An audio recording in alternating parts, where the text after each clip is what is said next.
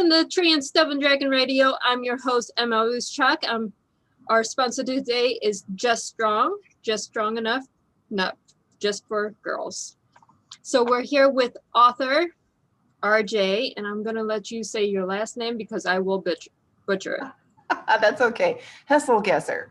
And you have the wonderful book, if I'm reading this right, Miss to Bitch to Ma'am. Yep. So what inspired you to write this book? Well, every woman has a secret. And very often it's that secret that's preventing us from getting what we want out of our lives. And in my coaching business, I had the privilege of talking to many women at different stages of their life, going through different things, some things that we've all experienced at one time or another. And they were brave enough to share their story with me and their secret. And so the book is really a combination of some of those stories, but with a message.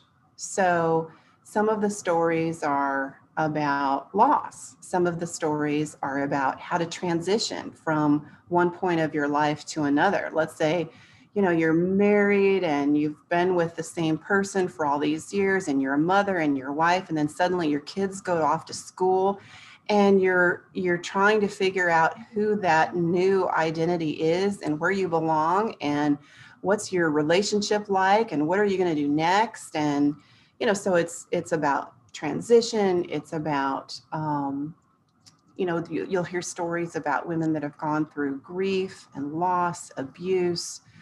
And sometimes there's the dream about that secret that they've always kept inside, something that they've been wanting to do, but they were afraid to say it out loud. Maybe they were afraid that they would be made fun of.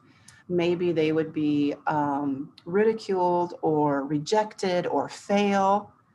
And so really the book is just about those stories in hopes of inspiring and empowering women to go get it and to do what they want to do and what they're meant to do. Right. I've gone through medical emergencies, 2 divorces, an autistic daughter.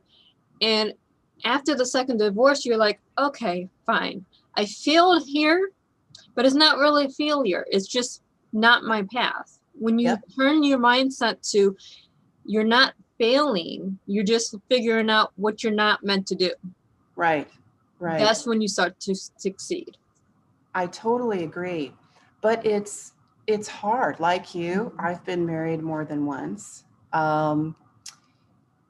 And I've gone through loss and pain and disappointment. I've had a business, quote unquote, fail.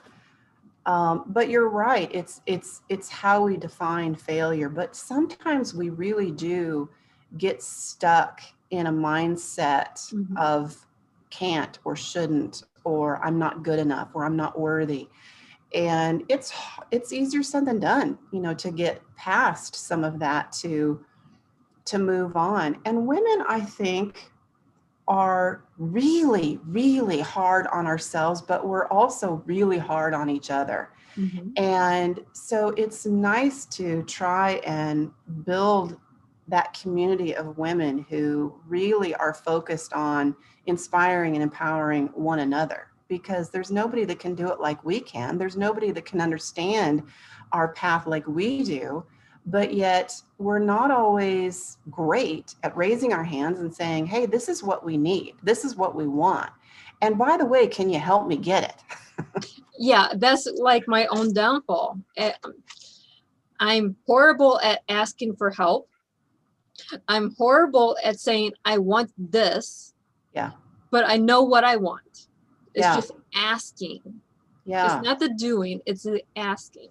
Yeah. So why do you think that is? My upbringing. Yeah. I love it. It comes from how we're raised as little girls.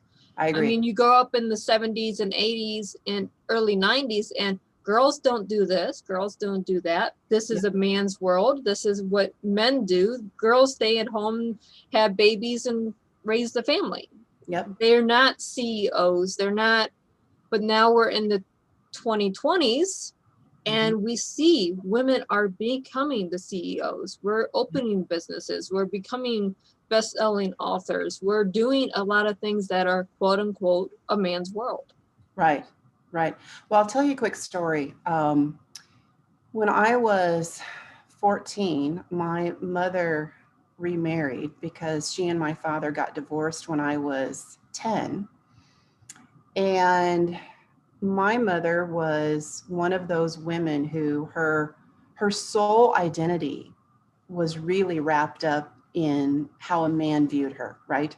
Mhm. And the divorce devastated her. I mean, her self-esteem just went way down, and her insecurities went way up. So she married the wrong guy, and that guy sexually abused me at 14. And my mother's way of dealing with it was kind of not to deal with it. She had one conversation with me and said, we're not going to talk about this anymore. I'm divorcing him. I'm, getting out of the marriage, but, we're just going to move on. Well, I kind of grew up thinking that it was obviously a shameful thing to talk about. So I didn't. And a couple of years ago, I'm 57 now. So a couple of years ago, I was standing in my dad's kitchen, and he was the stereotypical divorced father of those days. He got divorced on a Tuesday, remarried on a Thursday, started a new family on a Friday, and was off and running, right? Mhm. And so, the relationship that I had with him was hit and miss. And were it not for my paternal grandparents, I don't know when I would have seen him. But he had his rooster tails up one day, and he was spouting off about how great my childhood was and how lucky I was. And I blew up. I let him have it. And I said, really, Dad? This is what happened to me when I was 14 years old. And, at that point, that was one of my secrets, right? And what I talk about in the book too is that sometimes when we do have the courage and the strength to tell our secret, regardless of what that is, you hope that you're going to get something back. You hope that you're going to get some love and support or encouraging words or whatever it is that you hope you're going to get something. And I didn't. I got nothing. I mean, he stood on one side of the kitchen, I stood on the other. He didn't say anything. He didn't move towards me. He did nothing. And after this, what seemed like minutes of uncomfortable silence, I finally changed the subject. But that's the deal too. And sometimes if we don't understand whatever it is that's keeping us from living our best life, we're never going to get there. And sometimes while I'm an advocate of not living in the past, we have to visit it long enough to understand it. Yeah, to understand it and to really come to terms with the impact that it's had. But in so doing, we're not always going to get that thing that we need to. So, and I admittedly did not ask for it. And I didn't call my father out in that moment. And I wished I would have. I wished that I said, listen, you son of a bitch, you get your ass over here and, hug your daughter. But what I've learned too is that, yes, he's my father, but he's also a man and he's a person and he's got his own story. And I've tried really hard to accept him for the person that he is and the imperfections, that he has. So, I mean, we all have our stories. I mean, I grew up from 0 to 4 years old was my horror story. Yeah. Yeah, I was sexually abused and physically abused before I was 4 years old. And Wow. then you go into my grandparents raising me, and then you get into the childhood bullying in school because I'm not comfortable in my own skin because I already lived through hell my first 4 years of life. So Yeah. I'm scared, I'm timid as a child, Yeah. and that makes it fonder for any of your bullies. Yeah. And it took me until just a few years ago to get involved with RAIN to help with legislation for abused children, Yeah. and just going through all this because statute of limitations by the time I was old enough to actually come out and say what happened had Mhm. already passed. Yeah. Yeah, absolutely. Well, first of all, I'm I'm sorry for everything that you went through. That's but look at you now. I mean, here Mm-hmm. you are, and you're helping to empower other people through your story. And the other thing that aggravates the crap out of me is that um, older women, right? We are treated differently in Mm-hmm. society, and the book was also written for women who, may not be. I mean, there's stories of every age in there, but there's certainly stories of women who, aren't in their 30s anymore, aren't in their 40s anymore, but they still want to contribute. They still have dreams. They still feel sexy and desirable, but society has told them they're more like curdled milk than fine wine, as because that's the way men are described Mm-hmm. as they age. I mean, women get we have a whole different list of expectations on us regardless of age, but as we age, I think it gets worse. It does. It's okay. By the time you turn 40, you cannot open a business because Yep. why didn't you do this 20 years ago? Yep. What's wrong? Um, yeah, Yeah. it's. I mean, I'm almost 40 now, and I'm motivated in business. I'm told all the time, well, if you can do it now, why didn't you do it 20 years ago? Well, 20 Mhm. years ago, we didn't have the computer like we have now. Yep. We didn't have the social understanding that a woman could be a CEO and run a successful company. Yep. We didn't have what we have now 20 years ago. Yeah. Now you go back even further than that to someone that's 50, 60-year-old, like my mom's age. Well, you have to retire because you're not contributing to society anymore. Mm-hmm. Mm-hmm. And that's not it. Nope. Nope. But it's what's conditioned. And even today, I suppose you could make the argument that things are better, but all you have to do is um, look at Hollywood or open a magazine or look at the statistics of Mhm. women that are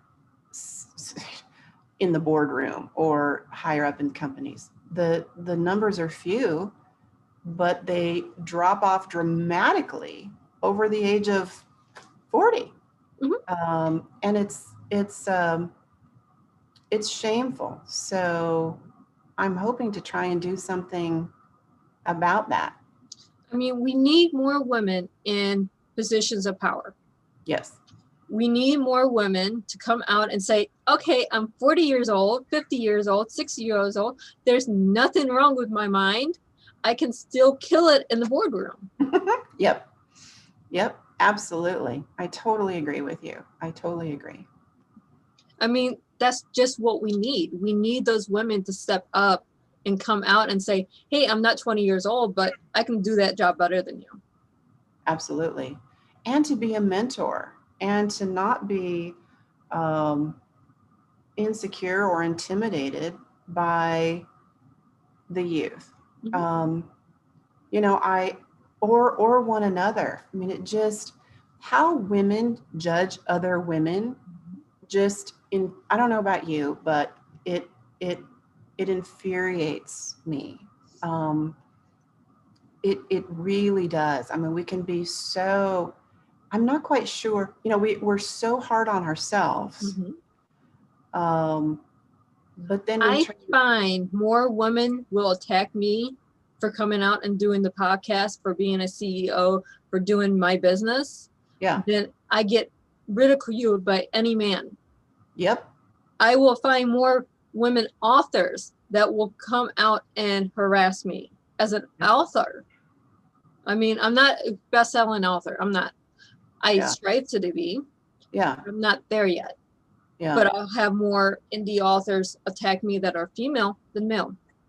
Yeah. Me too. Get it? I share your experience, and I don't get it either. And I don't know what the answer is, and it's really hard to combat because I don't know about you, but I try really hard to not let those things affect me. But I am a human being, and I am a person, and I have feelings, and I have a tendency that when something happens in my life, I tend to be a really reflective person. And I try really hard to, okay, what culpability, if any, do I have in this situation? And I kind of weigh things and look at it and decide. But while I'm doing that, I'm pretty I'm pretty convinced that I might be at fault. And I then do the same thing. yeah, and then I have to I'm literally at fault talk myself out of first. that. Yeah. Yeah. That's just the mindset. It's my fault first, and then I'll go through the process. Okay, why is it my fault? What did I do to antagonize this person? Yeah. Other than post something on my social media that has a block button. If you don't want to see it, you just unfriend or block that person. Mm-hmm. Mm-hmm. Well, and as well as I do, that social media gives, especially the anonymity of it, gives people permission to go as low as they possibly can. And I know intellectually that the things that they say are a reflection of how they feel about themselves. Mm-hmm. I know that intellectually, but I don't know how to go about trying to change it other than what you and I are doing today. And we're talking about it, and we're being honest about it, and we're admitting how it affects us personally. And the thing about women, I think, men are much more adept at compartmentalizing and saying, that's gone, that's done, and that has nothing to do with my professional being or whatever. But women, it's all gray. There's no black and white. It's there's not black and white with a woman's brain. There's this whole gray matter, and you might have a thin line of white or a thin line of black, but most of it's gray. Right. And that's where we live at in our mind, because we don't internalize or compartmentalize. Let me rephrase that. But we put everything in this gray matter, and we twist and turn it into a ball of yarn, and we might come out with a solution eventually, but we don't do that as quickly as men do. Exactly. And oftentimes we need to discuss it, process it, to be able to get to that other side. Mm-hmm. And I don't know about you, but one of the reasons I chose the title of the book, Miss to Bitch to Man, because gosh, when a woman stands up for herself and isn't even aggressive, but is assertive, know what she wants, has the wherewithal to express it, well, then she's a bitch. Yep. And like I said, I don't know how to begin to change it other than more conversations like this and our willingness to be really honest about it. We do, because, my last marriage, we got divorced because I started wanting and standing up for myself. I went from being Miss, where I'm a doormat, to no, I'm not a doormat, I'm a human being, to you're a bitch because you're standing up for yourself. Yeah. And now I'm not the bitch, I'm the man. I'm the boss. Yep. Yep. Yeah, I get it. So are you single now? Are you? I'm engaged, yes. Oh, congratulations. Thank you. So obviously it's a good, healthy, positive Mhm. relationship. Yeah, eventually we'll make a public announcement and do all that good stuff, but we don't want the public in our personal lives. That's not our thing.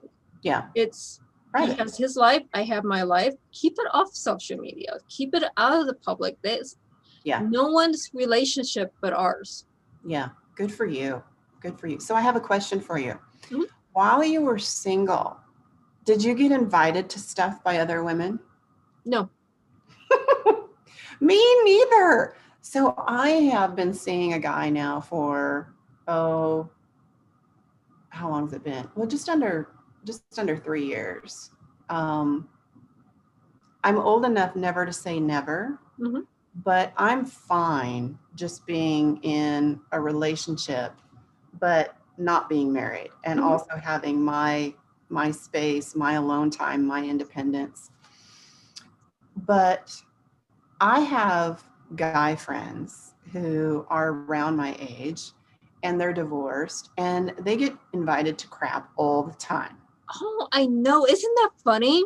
They get invited to the Super Bowl parties or Yep. this party or cocktail hour or something's going on with work. Now, the women, we don't get invited to this stuff unless we go with the other half. Yep. Yep. So what's up with that? I have no idea. I wish I did. I'm like, oh, that party looks really fun. Why Yeah. wasn't I invited? Oh, that's right. I'm the woman of the family. I Yeah. don't get invited to stuff like that. What the heck? Yeah. I like football. Exactly. And I'm not, so I don't have a plus one. Why aren't I enough by myself? And I think that's another message that we subliminally and overtly tell women that guess what? You are not enough unless you're part of a package. Yeah. And in my, so when I do seminars, I challenge women.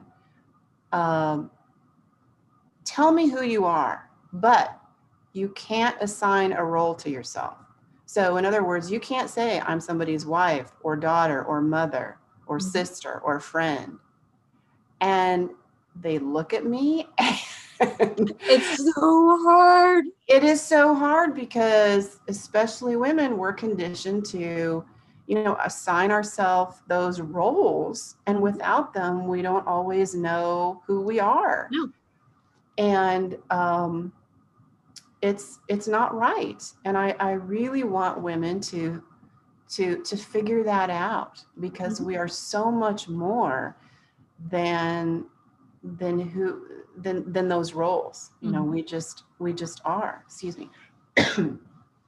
And I the other exercise I do is I will I will I will tell women to close their eyes and think about their support system and think about when something happens in their life, whether it be good or bad or somewhere in between, but something that they either need support for or encouragement about. I want them to close their eyes and think about the 5 people who would be there for them, the 5 people who are going to lift them up when they need it, not make them feel worse if something bad has happened. God forbid they failed or made a mistake.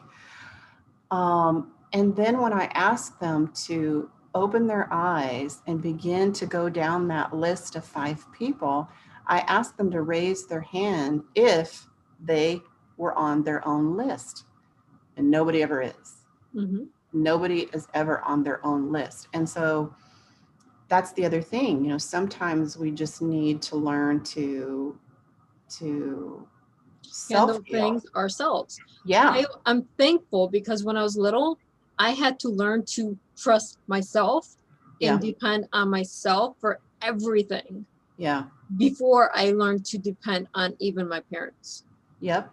I was the same way. I was So the if same. I wanted food, I had to learn to depend on myself first. I wanted to get dressed, I had to depend on myself first.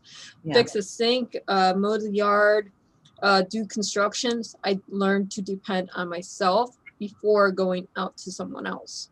Yeah.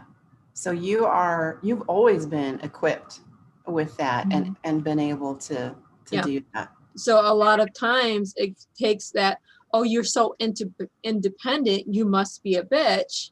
Yeah. That people don't look at that to, hey, these are strengths. These are not me putting you down for not asking you. It's me saying, I can handle this myself.